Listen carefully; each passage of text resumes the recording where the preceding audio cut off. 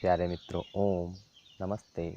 मैं आलोक कुमार पटवा आज आप सबके समक्ष चर्चा करूंगा महर्षि पतंजलि द्वारा रचित तथा वायुसेवी के लेवल 1, 2 एवं 3 के पाठ्यक्रम में सम्मिलित योग सूत्रों के पाठ सहित भावार्थ की। तो आइए प्रारंभ करते हैं। समाधिपाद अर्थात प्रथम पाद के प्रथम सूत्र से लेकर 12 सूत्रों तक। आइए प्रारंभ करते हैं।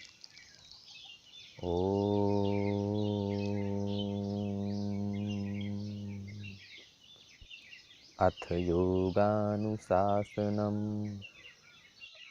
आइए अब जानते हैं इसका भावार्थ। इसका भावार्थ है कि अब योग अर्थात समाधि के अनुशासन अर्थात स्वरूप को बताने वाले ग्रंथ का आरंभ किया जाता है। अब दूसरा सूत्र, योगश्चित्तवृत्ति निरोधः।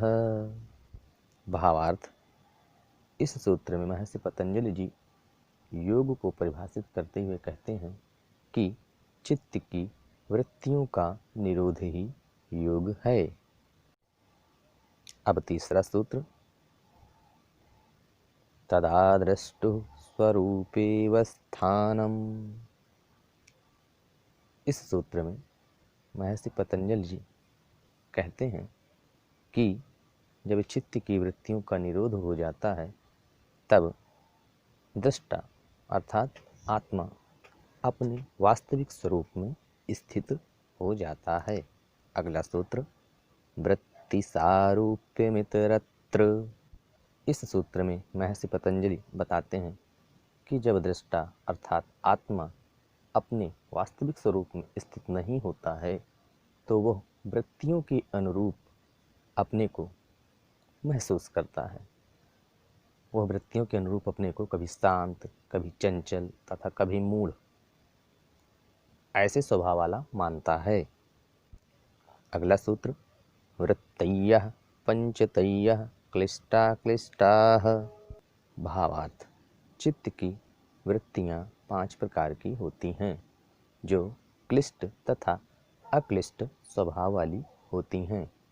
यहाँ क्लिष्ट शब्द से तात्पर्य है योग मार्ग में बाधा उत्पन्न करने वाली या क्लेश उत्पन्न करने वाली, तथा अक्लिष्ट से तात्पर्य है योग मार्ग में आगे बढ़ाने वाली या सहायता प्रदान करने वाली। आइए देखते हैं अब अगला सूत्र, प्रमाण विपर्यय विकल्प निद्रा स्मृतयः। भावार्थ, उन 5 वृत्तियों का नाम बताते हुए महर्षि पतंजलि कहते हैं कि प्रमाण, विपर्यय, विकल्प, निद्रा तथा स्मृति ये 5 प्रकार की वृत्तियाँ होती हैं। अगला सूत्र, प्रत्यक्षानुमानागमाः प्रमाणानि।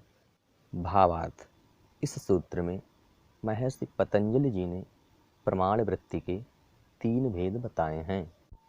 प्रथम प्रत्यक्ष प्रमाण वृत्ति, द्वितीय अनुमान प्रमाण वृत्ति तथा तृतीय आगम प्रमाण वृत्ति। अब प्रश्न उठता है कि प्रत्यक्ष प्रमाण क्या है? तो इसका उत्तर है कि हमारी ज्ञानेंद्रियों द्वारा साक्षात अनुभव किए गए जो भी विषय होते हैं वह प्रत्यक्ष प्रमाण वृत्ति के अंतर्गत आते हैं।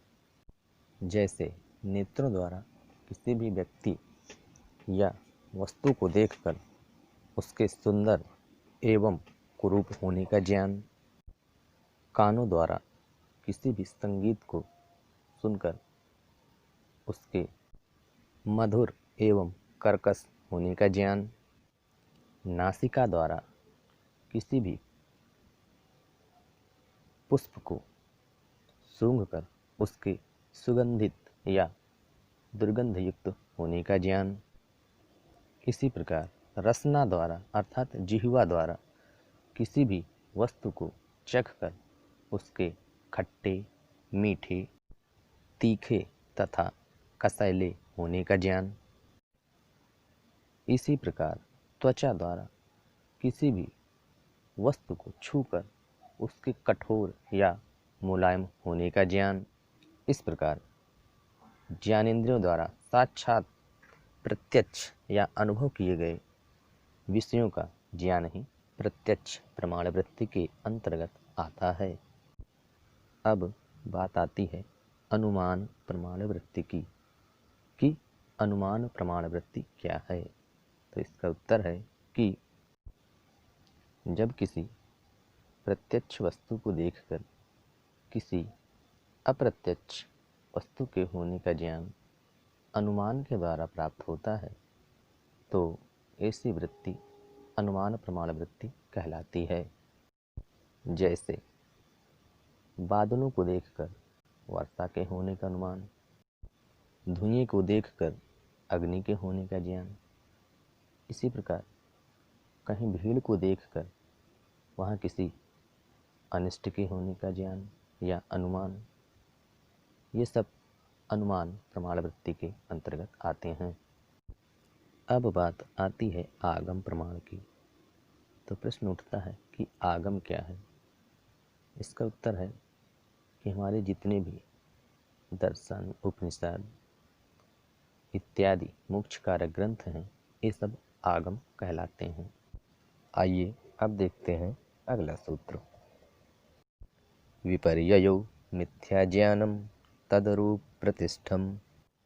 इस सूत्र में महर्षि पतंजलि जी विपर्य नामक वृत्ति के स्वरूप को बतलाते हुए कहते हैं कि विपर्य मिथ्या ज्ञान होता है, अर्थात गलत ज्ञान होता है, जो उस पदार्थ के स्वरूप में ही निहित नहीं होता है, जो हमारे चित्त में अविद्या के कारण उत्पन्न होता है। इसी बात को यदि सरल शब्दों में समझा जाए तो विपर्य वृत्ति वह वृत्ति होती है जो किसी भी पदार्थ के वास्तविक स्वरूप को प्रदर्शित न करके उसके अवास्तविक अर्थात जो वो नहीं है उसे प्रदर्शित करने का प्रयास करती है। जैसे अंधेरे में पड़ी हुई रस्सी को अविद्या के कारण सांप समझ लेना, इसी प्रकार अंधेरे में लकड़ी के कटे हुए ठूंठ को भूत समझ लेना, इस शरीर को चेतन समझ लेना, जबकि यह वास्तव में जड़ पदार्थ होती है। ठीक इसी प्रकार चित्त को मन समझ लेना, जबकि चित्त और मन दो अलग अलग पदार्थ होते हैं। इस प्रकार ये सभी उदाहरण विपर्य नामक वृत्ति के हुए, जो कि हमारे चित्त में अविद्या के कारण उत्पन्न होते हैं। आइए अब देखते हैं अगला सूत्र। शब्द ज्ञानानुपाति वस्तु शून्यो विकल्पः। शब्द ज्ञान से उत्पन्न होने वाला किंतु उस पदार्थ विशेष में जिसका निरंतर अभाव रहे, ऐसी वृत्ति विकल्प वृत्ति कहलाती है।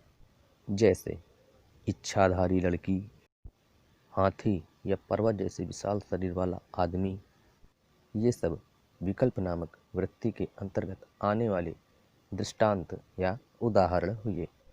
अगला सूत्र अभाव प्रत्ययालंबना वृत्तिर्निद्रा। इस सूत्र में महर्षि पतंजलि जी निद्रा नामक वृत्ति के बारे में बताते हुए कहते हैं कि जागृत एवं स्वप्न ज्ञान से रहित चित्त की जो स्थिति होती है वही निद्रा नामक वृत्ति कहलाती है। आइए अब देखते हैं अगला सूत्र। अनुभूति विषया असंप्रमोषः स्मृति। इस सूत्र में स्मृति नामक वृत्ति के स्वरूप को बतलाते हुए महर्षि पतंजलि जी कहते हैं कि पूर्व में अनुभव किए गए विषयों का पुनः उसी रूप में हमारे चित्त में उपस्थित हो आना ही स्मृति है। इस प्रकार ये पांचों वृत्तियां समाप्त हुईं। अब 12वें सूत्र में महर्षि पतंजलि जी इन वृत्तियों को रोकने के उपाय बताते हुए कहते हैं कि अभ्यास वैराग्याभ्याम तन्निरोधः, अर्थात हमारे चित्त में उत्पन्न होने वाली उन पांचों वृत्तियों का, किनका, प्रमाण, विपर्य, विकल्प, निद्रा एवं स्मृति का निरोध अभ्यास एवं वैराग्य के द्वारा होता है। इस प्रकार YCB के लेवल 1, 2 एवं 3 में सम्मिलित समाधिपाद के 12 सूत्रों की व्याख्या। अब आइए प्रारंभ करते हैं YCB लेवल 1 एवं 2 में सम्मिलित किए गए साधन पाद के सूत्रों की व्याख्या। तपः स्वाध्याय ईश्वर प्रणिधानानि क्रिया योगः। इस सूत्र में महर्षि पतंजलि जी मध्यम कोटि के साधकों के लिए तप, स्वाध्याय एवं ईश्वर परिधान के पालन की बात कहते हैं, जिन्हें संयुक्त रूप से क्रिया योग कहा जाता है। अब अगले सूत्र में महर्षि पतंजलि जी ये बताते हैं कि इस क्रिया योग का पालन क्यों करना चाहिए।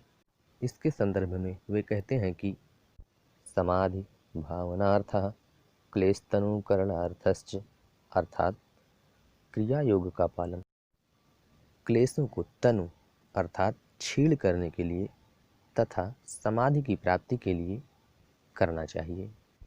अब प्रस्तुत है सूत्र संख्या 46 से लेकर 55 तक के सूत्रों की व्याख्या, जिसमें महर्षि पतंजलि जी योग दर्शन के तीसरे बहिरंग अर्थात आसन को परिभाषित करते हुए कहते हैं कि स्थिर सुखम आसनम, अर्थात शरीर की वह स्थिति जो शरीर को स्थिरता तथा सुख प्रदान करे आसन कहलाती है।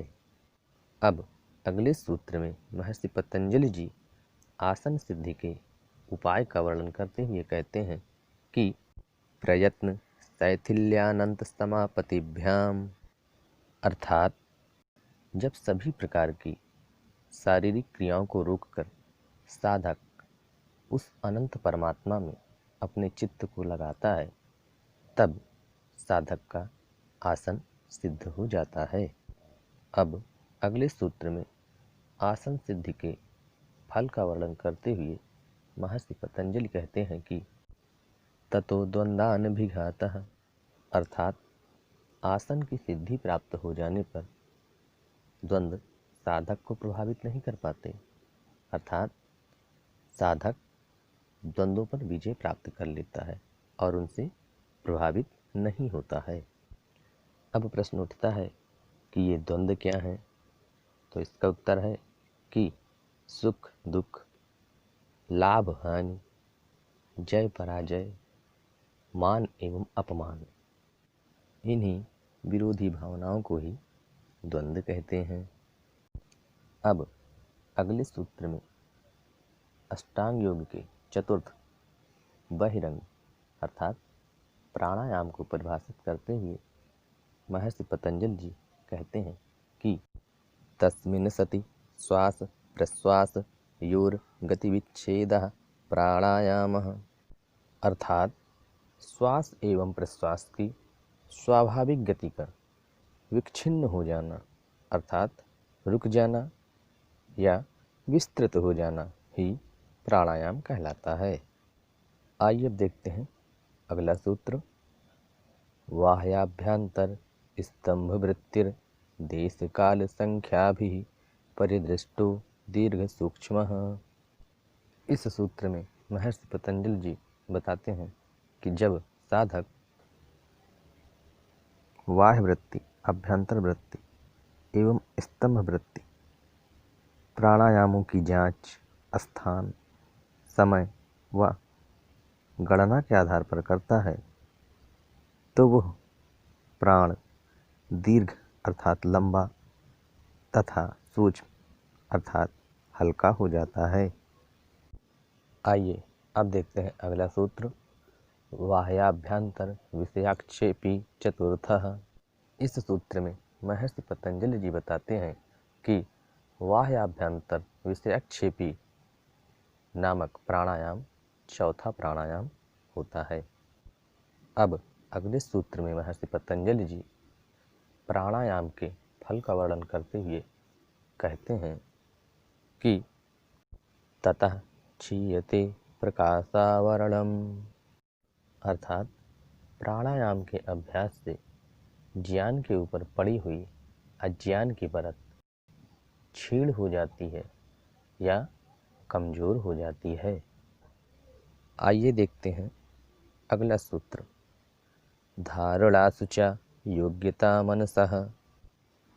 इस सूत्र में महर्षि पतंजलि जी प्राणायाम से प्राप्त होने वाले दूसरे लाभ की चर्चा करते हुए कहते हैं कि प्राणायाम के अभ्यास के द्वारा साधक के अंदर अपने मन को कहीं पर भी एकाग्र करने की क्षमता में वृद्धि हो जाती है।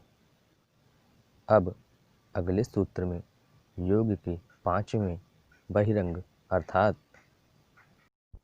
प्रत्याहार को परिभाषित करते हुए महर्षि पतंजलि जी कहते हैं कि स्वविषया संप्रयोगे चित्तस्य स्वरूपानुकार इवेन्द्रियाणां प्रत्याहारः, अर्थात इंद्रियों का अपनी अपनी विषयों से हटकर चित्त के सदृश निरुद्ध हो जाना ही प्रत्याहार कहलाता है।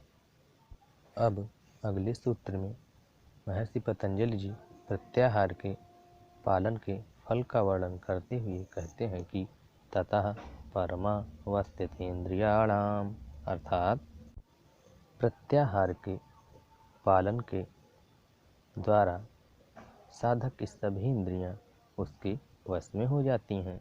इसी के साथ साधन पाद के सभी सूत्र समाप्त होते हैं। अब प्रारंभ करते हैं विभूति पाद के सूत्रों को। अब अष्टांग योग के प्रथम अंतरंग अर्थात धारणा को परिभाषित करते हुए महर्षि पतंजलि जी प्रथम सूत्र में ही कहते हैं कि देशबंधश्चित्तस्य धारणा, अर्थात चित्त को किसी स्थान विशेष पर रोक देना ही धारणा है। अब दूसरे सूत्र में अष्टांग योग के दूसरे अंतरंग अर्थात ध्यान को परिभाषित करते हुए महर्षि पतंजलि जी कहते हैं कि तत्र प्रत्येकतानता ध्यानम, अर्थात उस धारणा स्थल में ध्येय विषयक ज्ञान का एक समान प्रवाह बने रहना तथा बीच में अन्य किसी प्रकार के ज्ञान का न आना ही ध्यान कहलाता है। अब तीसरे सूत्र में महर्षि पतंजलि जी अष्टांग योग के अंतिम अंतरंग अर्थात समाधि की चर्चा करते हुए कहते हैं कि तदेवार्थ मात्र निर्भासम स्वरूप शून्यमिव समाधि, अर्थात जब ध्यान ही ध्येय रूप में भाषित होने लगे और अपने निज स्वरूप को छोड़ दे तो ऐसी स्थिति समाधि कहलाती है। यदि सरल शब्दों में कहा जाए तो समाधि की अवस्था में साधक अपने स्वरूप को भूलकर स्वयं ध्येय रूप हो जाता है, अर्थात ध्याता एवं ध्यान का द्वैत समाप्त होकर ध्येय रूप अद्वैत ही शेष बचता है। अब अगले सूत्र में संयम को परिभाषित करते हुए महर्षि पतंजलि जी कहते हैं कि त्रयम् एकत्र संयमः, अर्थात धारणा, ध्यान एवं समाधि को किसी एक विषय में प्रयोग करना ही संयम कहलाता है। अब अगले सूत्र में संयम की सिद्धि से प्राप्त होने वाले लाभ का वर्णन करते हुए महर्षि पतंजलि जी कहते हैं कि तज्जयात प्रज्ञालोकः, अर्थात संयम में सिद्धि प्राप्त होने पर योगी की बुद्धि प्रकाशित हो जाती है। अब अगले सूत्र में योग की अलग अलग भूमियों में संयम का प्रयोग करने की बात करते हुए महर्षि पतंजलि जी कहते हैं कि तस्य भूमिषु विनियोगः, अर्थात योगी साधक को एक अवस्था में संयम करने के पश्चात उसे दूसरी अवस्था में संयम करने का अभ्यास करना चाहिए। तो प्यारे मित्रों, ये था YCB लेवल 1, 2 एवं 3 के पाठ्यक्रम में सम्मिलित योग सूत्रों का भावार्थ। प्यारे मित्रों, यह था गुरु कृपा से प्राप्त ज्ञान के प्रचार एवं प्रसार का एक छोटा सा प्रयास। यदि यह वीडियो आप लोगों को अच्छा लगा हो तो आप अपने मित्रों को फेसबुक पेज पर, व्हाट्सएप ग्रुप में शेयर कर सकते हैं। इसी शुभकामनाओं के साथ सभी को ओम नमस्ते।